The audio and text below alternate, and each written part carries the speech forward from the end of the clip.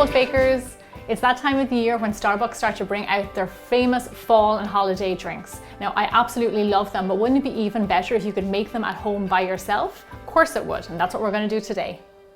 So I asked you, Bold Bakers, on Instagram and Facebook what Starbucks drinks I should make, and the requests came flooding in. I picked the top 3 most requested, and we are going to start out by making pumpkin spice latte. So in a saucepan, we're going to add in some brewed coffee. Now you can use freshly brewed coffee, or you could also make coffee on instant granules. That works really well too. Next, we're going to add in some milk. I'm using 2% milk here, and remember, you can also use a dairy-free milk. That will work really well too. Now here I have a very important ingredient, and it is pumpkin puree. Now I did a bowl baking basics on how you can make this really easily at home. There's a little secret, it's roasted pumpkin, that's all it is. Next, we're going to add in a little bit of sugar for sweetness. And you can use any kind of sugar you want, coconut sugar, stevia, whatever works for you. So next is an ingredient I love to use during the fall, and that is pumpkin pie spice. Now I have a recipe of how you can really easily make this by mixing a few spices together, and that's on my website along with the recipes for the actual drinks. It just gives you a lovely warm fall flavor. Now all you have to do is turn the heat on to medium, give it a bit of a whisk around, and just let all of these flavors and ingredients simmer together. It just takes around 2 minutes. Now these recipes yield you 1 big mug, but if you want to make 4 or 5, just multiply the recipe. It will work really well too. This smells lovely. It's simmering away. I'm going to turn it off the heat, remove it, and now it's ready for our mugs. Fill your mug all the way to the top, and then pipe on some whipped cream to garnish, and then sprinkle over a little bit of extra pumpkin pie spice. Okay, let's see if it tastes as good as it smells. Oh, yum. It tastes like fall in a mug. Okay, on to our next drink.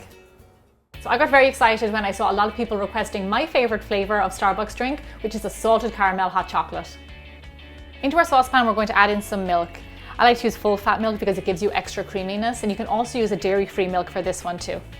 So to make a big and bold hot chocolate, we do not use powder. We use the real deal chopped chocolate. Now this is very, very important because you know those kind of Italian, really thick hot chocolates that you get? They use real chocolate, good quality. So this is 72% cocoa solids. I find that it's a nice bit of bitter and like rich sweetness. You can also use 50% if you want. Just throw that in there. Make sure he's chopped up nice and small. So the next ingredient we're going to add into the pot is my salted caramel sauce. Just look at that. I always have a jar of this in my fridge. I recommend that you do too. And we're going to put a big spoonful of this into our pot. So normally during the holiday season, I would almost have a salted caramel hot chocolate every day. I absolutely love them. But of course now I can make them at home by myself, and I know exactly what goes into them. So give these ingredients a mix up on medium heat, and then just like before, we're going to let it come to a simmer. So once it comes to a simmer, let it simmer for around 2 minutes, and this will help your hot chocolate really thicken up. This is the kind of hot chocolate that dreams are made of. Okay, this looks perfect. I'm going to turn off the heat and pour it into my mug. Fill your mug all the way to the top, and then garnish with some freshly whipped cream and caramel sauce all over the top. The reason this is my favorite drink is because you get the best of both worlds, chocolate and salted caramel all heated up and warm together and then topped with cream. But I'm not going to fill up on this guy because we've got 1 more to go. So I have a lot of respect for the next flavor that you picked because it marries 2 great ingredients together that pair so well. It is a peppermint mocha. Into our saucepan, we're going to add in coffee, milk, and some chopped chocolate. Over medium heat, we're going to stir this and bring it to a simmer. So I mentioned that chocolate and peppermint works really well together, but also coffee and chocolate work really well together. That's why I like to add it into my cakes and cupcakes recipes. Once it simmers for a minute or 2, we're going to turn off the heat, and now we're going to add in our mint flavor. Now you can use mint extract that you buy online, or you can make your own because we made our own extracts.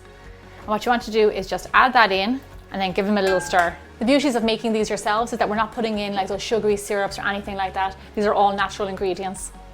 If this tastes as good as it smells, we're doing good. Now this guy is ready to be poured into a mug. Fill your mug all the way to the top, and then decorate it with some freshly whipped cream and crushed peppermint candies. Oh my gosh, this tastes like Christmas. The mint and the chocolate is just so decadent. Whether you love peppermint, pumpkin, or salted caramel, there is a drink here for everyone.